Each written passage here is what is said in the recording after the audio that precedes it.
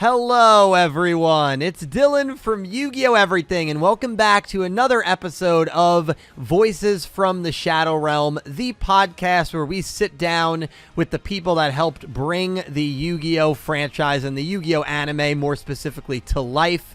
And in this episode, we are going to be interviewing James Brown Jr., the voice actor of Roa Kassidy from the Yu-Gi-Oh! 7's English dub. James, I'm so grateful that you're joining me today. How are you doing on this wonderful evening? Yo, what's up, Dylan? I'm doing pretty good. How about yourself? I'm doing good. Can't complain. I really appreciate you coming on. So the way that I always like to kind of start these videos, or these podcasts, I should say, off is just by letting you kind of introduce, who you are, characters that you voiced in the Yu-Gi-Oh! Anime. I know Roa is the big one, and Roa, it's perfect timing, actually, because his event just came to Yu-Gi-Oh! Duel Links, so I'm sure a lot of people probably heard you for the first time when they, opened Duel Links and they had to unlock your character. So if you could just quickly introduce yourself, that would be awesome. Yeah, man. My name is James Brown Jr. I'm a voice actor. I've been doing this for about 10 years. Yu-Gi-Oh! 7's is my first anime role. I've done mostly video games and animation for the most part, right? And this is my first time playing a Yu-Gi-Oh! Character, though. In Yu-Gi-Oh! Duel Links, I actually played one of the NPCs in the Zexal world called, his name is Oliver. So that's probably the first time most people heard. Oh, that's a cool fun fact. Yeah. I wasn't actually aware of that. That's awesome. Oh yeah, definitely. That was I was definitely surprised when I got a chance to play a little kid in a Yu-Gi-Oh! Video game, even if it's on mobile, and then got a chance to audition for Roa. But before that, I probably was more known. I wasn't really that known, to be honest with you. I voiced a few things in online. Did some animation for Bread Barbershop Season 2. Did some voiceover for that. Secret Magic Control Agency, some background voices. Done some voices for Afmal's YouTube channel. I probably was mostly known for the character Rise in Minor Demons. Done some voices for several kid shows that that are dubbed into English. Like most people probably haven't seen, like a Robin Hood, Mischief and Sherwood. I've voiced Sylvainic in Pathfinder: Wrath of the Righteous. I had a line for one of the NPCs in Genshin Impact as well. Oh, cool. Yeah. Oh, that's awesome. So a very, very well versed, and then of course you get the role, the call back to play Roa for Yu-Gi-Oh! 7's another kids show. So that was kind of, I guess, right up your alley there. And then you get the confirmation that you're playing Roa. And Roa is such a fascinating character. He's one of my favorites in Yu-Gi-Oh! 7's. Obviously a character that's introduced very early on and sticks with the show for pretty much its entire duration. So what were some of your favorite parts about voicing Roa, whether it was his character or just the whole experience? One of the funniest things about Roa, which is just fun when you're voicing him, is he gives off this protagonist energy, like I'm the main character kind of energy, and we all know he's clearly not, but he just does not care. He's completely oblivious to it, and it just seems to be really hilarious to me. It actually affected my lines. I approached it like I was the main character of every anime that ever existed. So, because I think that's how Roa would do it, right? And it was super fun. I think that's the funniest thing about him. Yeah, no, that's awesome. He does have that like aura about him, right? Everyone, it's always like, oh, the aura that this character has is like insane. But like Roa really did have that. Like every time he was on the screen, he like commanded your presence, and that was also kind of part of his character, right? Being the front man of a very popular band. And, you hear that about lead singers all the time. So yeah, it's really cool that you felt that way, because I think as the viewer, we definitely got that vibe as well. I think your performance also helped carry that aura as well throughout Yu-Gi-Oh! 7's. Him being a musician, Was that like something that you were able to relate to? Do you sing or play any music, or was that kind of a newer experience for you? I've seen that kind of character before in cartoons before, where they're always trying to, steal the spotlight, so to speak, and then but in terms of just like playing a character that's like in a rock band or singing like that, no, not me. No, I'm pretty much a very introverted guy or a shy guy, I guess, when it comes to stuff like that. So I mostly stick to myself, which actually makes him more fun to play because he's literally the opposite of me. He kind of just explodes and screams at you, "Look at me! Look at me! Look at me!" So no, that's very true. Yeah, you kind of got to get out of your comfort zone a little bit. Also, I'm not a jerk. He's kind of a little obnoxious. Sometimes, always plotting. Always scheming. Yeah, he stays scheming for real. It's crazy. So I guess that kind of falls in line perfectly with the next question I was going to ask you. What were some challenges voicing Roa? Well, I think in terms of just understanding like the basic idea of Roa, that was a fun challenge. It wasn't a difficult challenge, but it was a fun challenge. In terms of particularly how he was going to duel, right? Because there's a part of him that is this smooth operator when he's especially when he's talking to his fans, that persona that that I guess you would consider a lot of celebrities they portray, and then there's that other side of him that's a little bit darker, a little bit more conniving. But when he's dueling, he's definitely, setting the stage. Like he's bringing the main stars on the show, which is his deck. He's the lead in his own show, like I said before. Oh yeah. So even like when I summon certain monsters, I have to play. I feel like, I mean, everyone goes through this, right? Like how do I want to say this particular monster's name when he comes out, compared to other monsters, and how much of this do I want to be very powerful, and when I vocalize their name, and how much of it do I want to sound more smooth than not, right? And I end up going more towards the hard, more towards the rock side of his personality when I bring out his monsters, right? Especially as a duel goes on, he gets more intense, So. Oh yeah. Yeah, 100%. That's really fascinating. So, I mean, that's one of the real unique elements of I feel like being a voice actor in a franchise or a show like Yu-Gi-Oh, because you've got to summon all of these different monsters. I mean, even in most shonens, characters might have attack names, for instance, but they don't have as many attack names as a character does monsters, especially a character of importance like Roa, whose deck continues to evolve and continues to grow. So I assume for you do have a certain way that you want to emphasize specific monster names. The more powerful the monster, the more intense do you feel like you have to be in your role? It's that too in some cases, and sometimes it's more just how do I vocalize this in kind of a musical way, or sometimes I'll look at a monster's name and I'll try to imagine what kind of sound that name would make, and try to say that in my line, for some reason, for example, Royal Rebels Phaser, I try to imagine. I don't know why I thought of a laser or phasing between one form to another, and I would try to say I would say phaser, like that. I would say that really lame in my head first, before I would do anything else. In terms of vocalizing the line, or when I say hard rock, how intense do I want to say it? It does vary, right? Yeah. Or when I say blues, you can hear me say it like I'm literally saying the blues. Right, yeah. Right. No, that's super cool. It also helps that Roa's cards are themed around music. Yeah, so that gives you kind of an extra benefit. That's not the case with most characters, but definitely a pro to playing Roa. That's definitely a good really point. Cool. Yeah. Yeah, that's really funny. And then just sticking with it, man. I mean, do you have a Roa moment or a duel that like really stands out to you in the show as one of your favorite moments?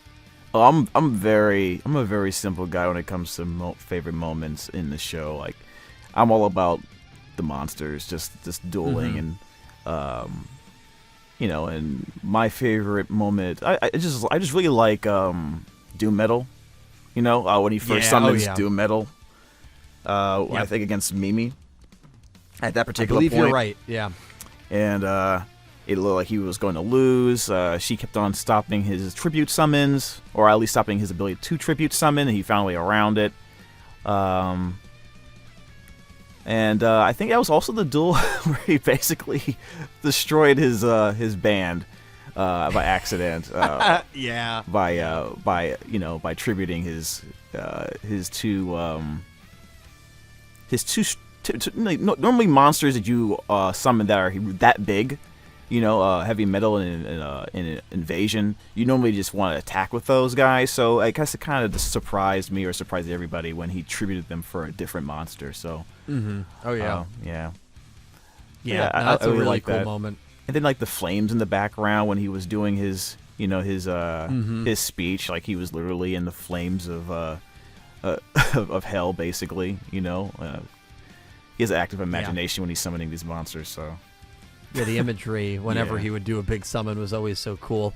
Yeah, another thing I loved about his character, probably my favorite like duel of his, is probably the final one against Yugioh, where he's finally able to defeat Yugioh, and he does it without using a maximum, without using a fusion. Like, he stays true to who he always was at heart, and he beat this, amalgamation of Seven's Road, right? Master of Seven's Road, Yugioh's big fusion monster that he debuts.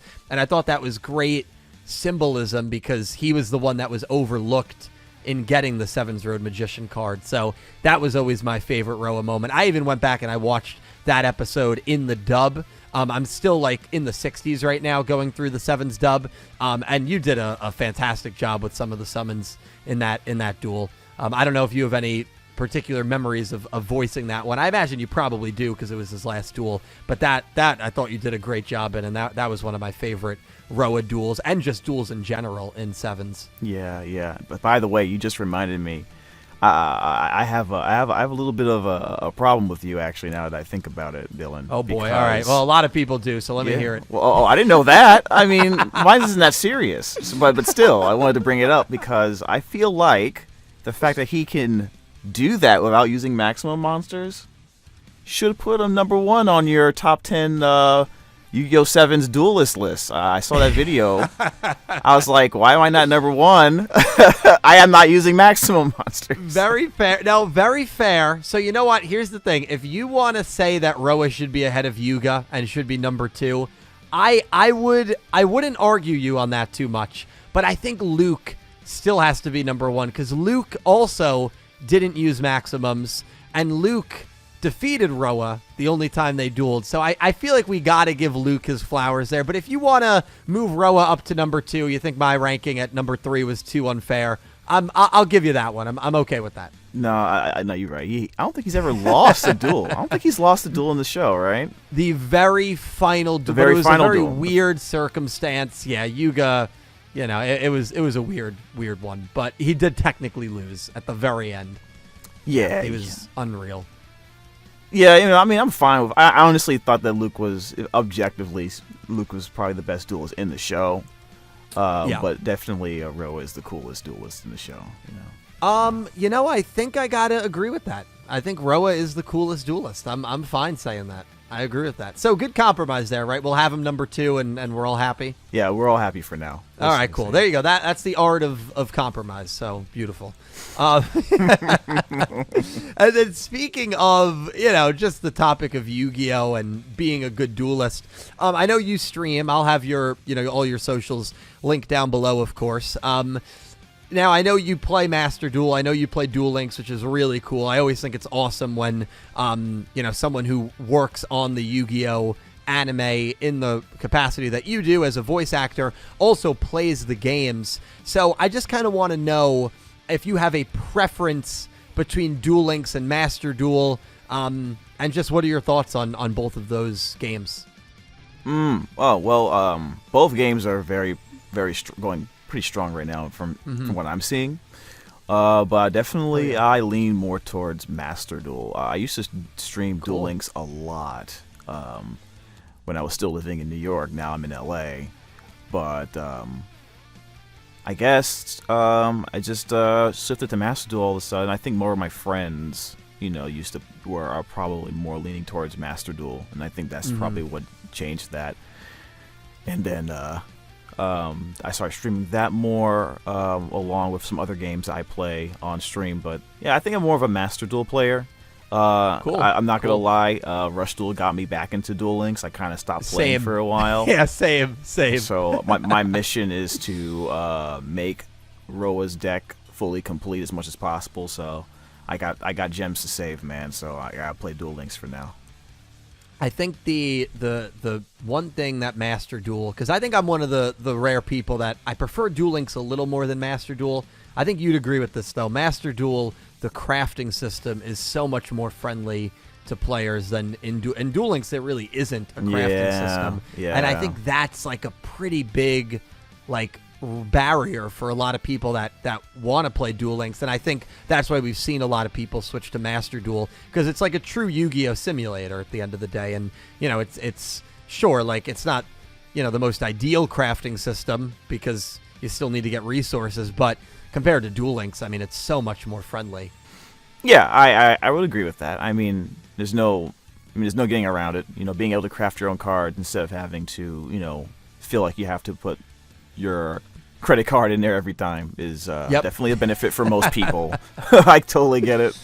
But maybe eventually they will put something like that in Duel Links, because Rush Duel and Speed Dueling are it's like a whole different universe in many ways. So maybe they'll do something like that. But I have no idea when that's gonna happen, man. Yeah. Nah, I feel that. Yeah. Well, they always say the most powerful card in Yu-Gi-Oh is the credit card, and that continues to hold true over all of these years. To face up in attack mode, dude. Yeah, that's right. Too funny. And so, James, I'd love to just kind of know here. Obviously, Roa, your first role, your first introduction in terms of your voice acting to Yu-Gi-Oh as a whole, and just with this experience of voicing Roa in Sevens, in Duel Links, what are your overall thoughts on the Yu-Gi-Oh community as a whole, and would you like to return to Yu-Gi-Oh in the future if the opportunity presented itself? Well, overall, it's definitely positive. I got into Yu-Gi-Oh in college. Friends showed me the game, in between classes, and I would borrow their decks, and mess around with them, and then that turned into, going to card shops and trying the local tournaments, and then I went to, every once in a blue moon going to a big event, just trying to see how well I can do. Which was badly, by the way. Just want to throw that out there. We appreciate the honesty here. Thank you. By the way, the last tournament I went to, this is how long ago it was since I went to a tournament. Okay. The Frog Synchro was still legal. That's the last time. Jeez. Yeah, Yeah, every piece of that combo is I'm pretty sure is like decimated. Yeah, it was cheap. It was a while ago. I could do it because it was cheap to build. That's why I was able to do it, because I didn't have a lot of money back then.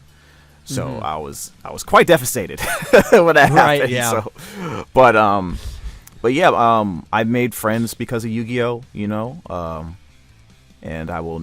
So I'm always gonna look at it, positively.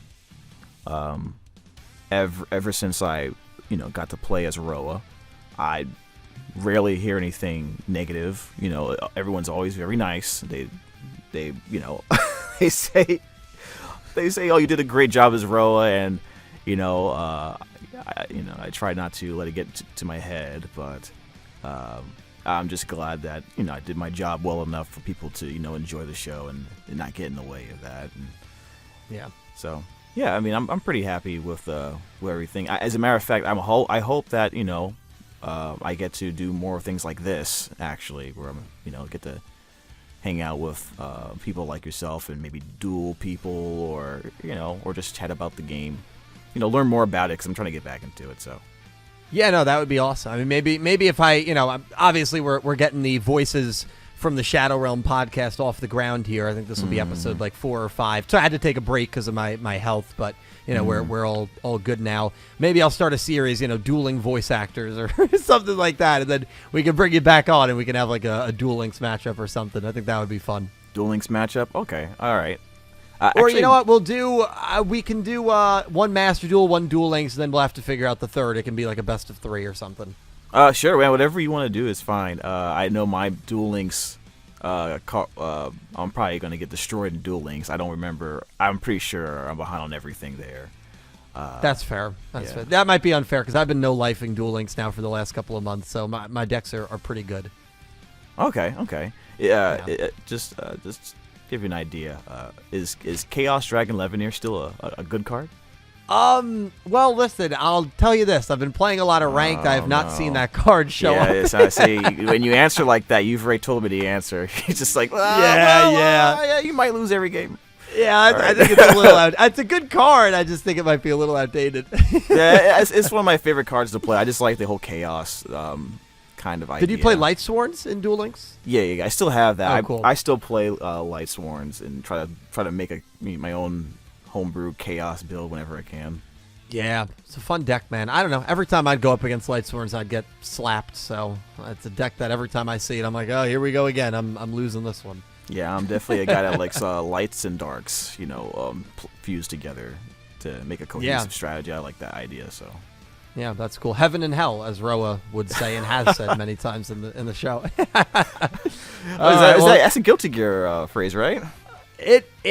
It might be, yeah. Yeah, you're a bit of a gamer. Okay, I definitely played fighting games for a while, so I definitely recognize that line. Yeah, my brother is a huge. Is that like Street Fighter, like those kind of fighting games, Tekken, Soul Calibur? Yeah. Guilty Gear is a little wilder. I think it's more like the anime. I'll be honest, man. I've never heard of it. Guilty Gear. Oh, it's crazy, man. Maybe I'm living under a rock. Yeah, I see it here. It's a really good series. It's actually it's funny we bring up Guilty Gear. I know it has a lot of rock references in it as well.